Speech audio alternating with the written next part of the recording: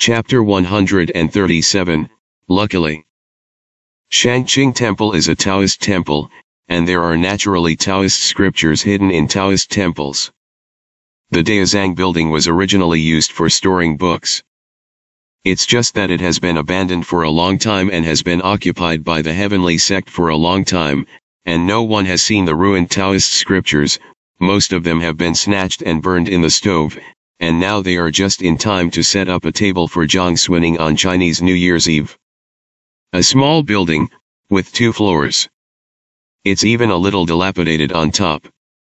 The table was placed downstairs.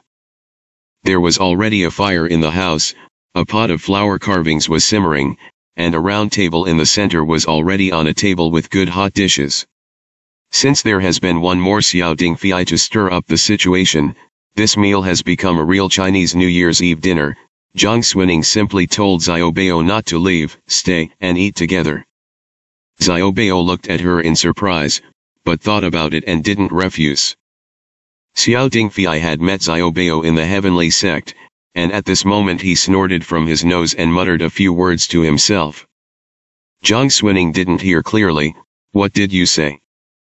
She was untying the crane from the outside and resting it on a chair beside her, while Zhang Xia was collecting her umbrella outside.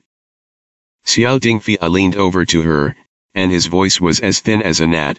You have to thank me. Zhang Suining raised her eyebrows and looked at him. Xiao Dingfei just smiled and cast his gaze at Zhang Xia, who was just about to turn around and walk in. That meaning couldn't be clearer. Zhang Suining subconsciously also looked at Zhang Xia.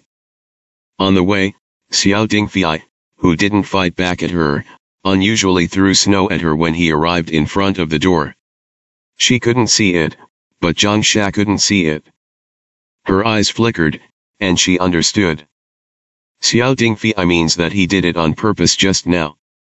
Xiao Dingfei had already discovered that this girl Bingxiu was a little smarter, and he raised his eyebrows and smiled proudly. How is it? Zhang Suining changed her mind and said with a smile, I will cover you when you go to the capital. Xiao Ding insisted on this sentence. He smiled happily, and didn't say much. He retreated when Zhang Xia entered the door, stretched his waist firmly, and collapsed on the chair next to the round table as if he had no bones, and actually picked up the chopsticks and started eating. In order to eat this meal, I deliberately didn't eat at noon and emptied my belly. Let me taste how this cook is doing first. This posture is not well educated at first glance, and he is used to being arrogant outside, and there are no rules and taboos. Xiaobao suddenly showed an indescribable expression. Zhang Suining felt that it was true when she saw him like this. What she liked most in the previous life was to sit with Xiao Dingfei and feast. Whatever food and sleep were all bullshit. I didn't think that I could still touch it in this life. She didn't really feel too disgusted, and just said, let's be casual. Originally, they were in Tongzhou, and a few people with deep or shallow friendships and very different identities sat together to gather a Chinese New Year's Eve dinner, and it was not those families in the capital, let alone the palace with strict rules, so there was really no need to be poor. Zhang Suining sat next to Zhang Xia. The pot of flower carvings had already been simmering. Xiaobao brought it up. She took it, and first filled it with a lamp for the 4 people, raised a glass and said, everyone can be regarded as a difficult Tongzhou, besieged by wind and snow, and it is also fate to meet in Zongping Shui. Maybe they will become confidants in the future. Ruxia Zhaofen Year, I'll give you a glass first. Xiao Dingfei was particularly applauded. Well said. Xiaobao silently handed him a roll of his eyes. Zhang raised his eyes, just met Zhang Suining's bright eyes under the dim light, picked up the small glass of wine in front of him, and touched her lightly, and then saw that she was smiling on her face, and raised a glass with everyone. Huidiao is just drinking hot. The smell of wine is strong, like a mellow warm current in the throat, moistening the lungs, making people feel that the whole body is slowly warmed up, but it reduces the cold that Fang just got outside.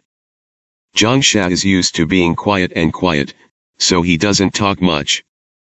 Xiao Dingfei is a self-acquaintance, because he knows that he will go to the capital soon.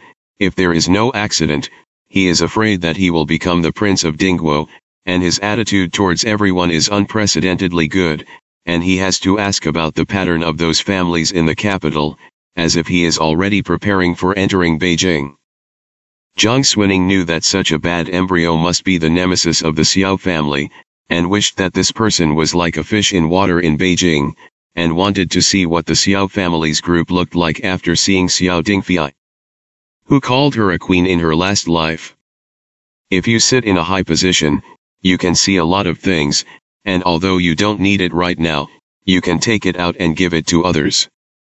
Xiao Dingfei nodded again and again when he heard this, looking like he had already regarded Jiang Xuning as a brother. With him, the meal was neither cold nor embarrassing. Even Xiao Bao sometimes heard too much of his flattering words, and couldn't help but interject and stab him. Xiao Dingfei didn't mind. Who told him to know that Xiao Bao was a person who was in danger? And when others stabbed him and a lot of pieces of meat, he was the wind in his ears and blew it. Zhang Sha doesn't drink well, and he doesn't drink much in Su'ai. That day, when the heavenly sect was encircled and suppressed, he was forced to drink 3 bowls due to the situation, and he was dizzy inside, but no one could see it. Later, he was slashed in the shoulder, and the pain began, and the drunken wine woke up. Now I have drunk several glasses with me. He drinks alcohol and gets easy on his face. On that cold and indifferent face, there has been a slight red, but it is rare to reduce a little bit of the usual rigidity. The wine is drunk and cold, under the light of the candles, the facial features are also upright, and the face is like a crown of jade. Jiang Xuning accidentally glanced at it when she was eating, only to feel frightened, but she didn't dare to look at it anymore, so she even forgot what she was going to talk to him about. She stood up with a glass of wine and said, "I want to toast Lord Zhang for this glass of wine." There was a sudden silence on the table. Zhang Sha is completely different from Xiao Ding. He is a person of self-denial and etiquette, and he also stood up with a wine cup at the moment. In this small room, the two stood opposite each other. Xiao Dingfei had a weird smile on his face. Jiang Xuning didn't look at others, only looked at Zhang Sha, and said very seriously, "This time I came to Tongzhou in danger, and I had to work hard to help me along the way to ensure that I was thorough." Zhang Sha said, "It should also be Zhang and the second girl." Of course, he was protecting Jiang Xuning in the front, but in the chaos of the sword and sword shadow behind, if Jiang Xuning had not brought the soldiers of the government office, I was afraid that he would also be buried by the sword. But it can't be said explicitly.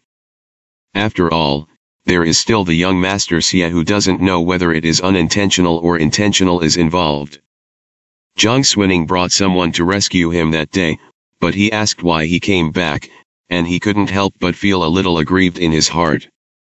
At the moment, he never thought that Zhang Sha would say such a sentence to her. He knew, he remembered. I don't know if it was the hot fire of the Fu Huidiao that she had just drunk, or the slightly damp eyes that were even hotter at the moment. She hurriedly raised her head and drank the wine in the cup as if she was disguised. Zhang Sha looked at her silently, and also drank it all. Xiao Dingfei teased beside him, "Oh, look at the two of you who said this kind as the sea is as sincere as the sea, those who know that you are eating Chinese New Year's Eve, and those who don't know are afraid that they think they are worshipping in the church." There is no cover for this man to speak. Jiang Xuning frowned and said, "If you don't speak, no one will treat you as a dumb person." Xiao Dingfei said, "Ha ha, sit down, sit down, sit down, come on, come, I'll pour you wine, it's boring just to eat and drink like this, how about you make a drinking order?" Saying that, he really poured wine for everyone. After Zhang Sha sat down, he was in a trance. In the quiet night, the sound of firecrackers could be heard in the distance. He looked out the window. Daozanglu is built in the mountains, outside is the mud path and mountain shadows, the ancient pines pile up the snow, and the fluttering snow is scattered from the heights, and there is a kind of far-reaching silence in the snow around the fireplace. It's just that. No matter how good the snow is, it will melt after all. Xiao Dingfei had already set up a drinking order despite Xiaobeo's objections, and after a turn, it was Zhang Sha's turn, but when he didn't want to look at Zhang Sha, he saw this Master Zhang sitting quietly at the table, silently looking out the window. He shouted, and Zhang Sha turned his gaze. Xiao Dingfei was also very powerful in his observations, and said with a smile, "It's rare to have a good day, but you can see that Master Zhang is in a trance, as if there is something in mind." Zhang Xuning also looked at Zhang Sha. Zhang Sha lowered his gaze and said slowly, "It's snowing and the night is cold, and Jingzhong should be average. The mother lives alone in the old courtyard, but Zhang is now trapped in Tongzhou, unable to return home to serve, ashamed, and a little worried." Xiao Dingfei suddenly let out an ah, a little unexpected. Zhang Sha's mother. In the dim light, in the cup that Zhang Xuning was holding in her hand, the wine suddenly shook, shattering a light and shadow, and her complexion seemed to be a little whiter, a little less bloody. There was a sudden silence in the house. Later, Xiao Dingfei laughed again to break the dull atmosphere, said a few auspicious words to Zhang Shao, and raised his glass to wish Zhang's mother and her old people in the capital good health and all the best. Zhang Xuning became absent-minded. "I forgot even what I said later, what kind of drinking orders I did, and what came to mind were scenes from my previous life." In the palace at night, she pulled Zhang Sha's sleeve and begged him to help her. In Cunning Palace, when she heard that he was defeated, he was accused of being pinched and thrown into prison by Zhou Yanzi and others. That old woman, Zhang Xuning had never seen before.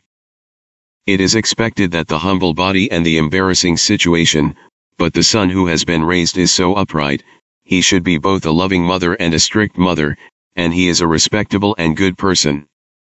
She wondered, when Zhang Sha heard the bad time in prison in the previous life, thinking back to the reason for all this, would she hate her?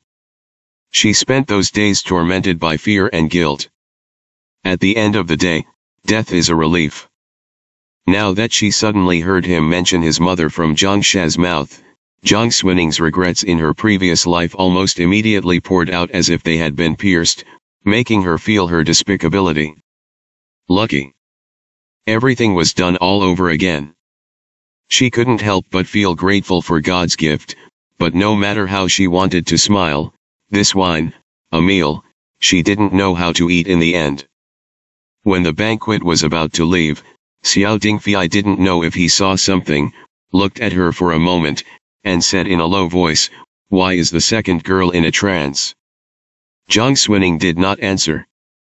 Xiao Dingfei felt that he knew the old and the new people, and he snorted lightly, "You are too lazy to say that my son is too lazy to listen.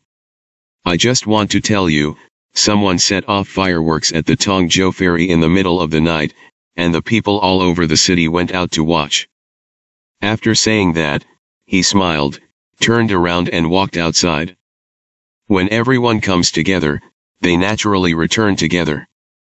When I went back, I passed by Xie Wei's small courtyard, and the figure of Jianshu was nowhere to be seen, and the house was still dark. Xiao Dingfei pulled Xiaobeo and said that he had something to ask him, so he left from the fork in the road first. Zhang Xuning knew that this person was creating an opportunity for herself again, suggesting that she invited Zhang Sha to go to the ferry to watch the fireworks. It's just that she is pressed in her heart, and when she comes to this juncture, she has all kinds of hesitation and timidity. It seems that all the courage that rushed has been extinguished. Until he said goodbye to Zhang Sha, he couldn't say what he had prepared. She walked back to her house alone. The steps were already covered with a thick layer of snow. Zhang Xuning walked up and raised her hand to push the door. It's just that the door frame has already been frozen cold, and under the touch, it was so cold that her originally chaotic head suddenly sobered up. What is she doing? What is there to hesitate about? Isn't reliving a life to make up for the unfinished regrets of the previous life and avoid going to those mistakes? Since you want it, then you will chase, then you will beg. How is it her style to be timid? The lucky bag purse that had been prepared but not sent out was originally hidden in her sleeve, and there were some gold and silver bills in the style of sweet potatoes and fruits with good intentions in it. Jiang Xuning took it out, and could clearly feel the thin piece of paper contained inside. I intend to turn my heart to the bright moon. Her chest suddenly became hot, and at this moment she made up her mind, so she didn't even push the door, and walked back along the long road quickly, stepping on the tracks on the road that had not yet been covered by snow, and headed towards Zhang She's residence. The cold wind blows and the face hurts. She didn't feel anything. But when they came to the front of the sheltered house, it was pitch black, and there was no light or sound. Jiang Xuning couldn't help but be stunned. The round trip didn't delay for long. Did Zhang She already sleep? She hesitated for a moment, but still reached out and knocked lightly on the door. Has Master Zhang fallen asleep? There was no sound inside. All she could do was the dark window lattice, and the sound of the wind blowing through the cedars in the courtyard. After a while, Jiang Xuning knocked lightly on the door again. Is Master Zhang here? There was still silence inside the door. She thought, Zhang She was injured, and the amount of alcohol was not good. Maybe he had fallen asleep, or maybe he was not in the house, and someone was pulling him to reward the sergeant with everyone. It's just that my heart is suddenly empty. Her eyebrows and eyes lowered. She looked at the bag she was holding in her palm, and only said that she was cowardly, and she hesitated before, so that now she didn't even have the opportunity to show her heart in person. But I have made up my mind, and I will not regret it. Jiang Xuning thought about it, and only lightly tied the brocade bag embroidered with the word blessing to the small copper knocker on the left side, hoping that he would be able to see it tomorrow morning, and then smiled, forced down the apprehension, looked outside the door for a while, and turned back. 3 lines of footprints stretched out from the snow in the courtyard. The snow had accumulated thick on the branches, and it was falling on the branches. Suddenly there was a scream in the dark blue night sky. In the direction of the ferry on the other side of the city, there are bright and beautiful fireworks rising into the sky, exploding with a bang, blooming with bright flashing brilliance. Zhang She leaned his back against the door, sat on the cold ground with his legs bent, and listened to the footsteps outside the door. Outside the half-open window, the light of the fireworks came in and spread on his cold face, and fell into his dark eyes, reflecting only a piece of ash that had been burned out.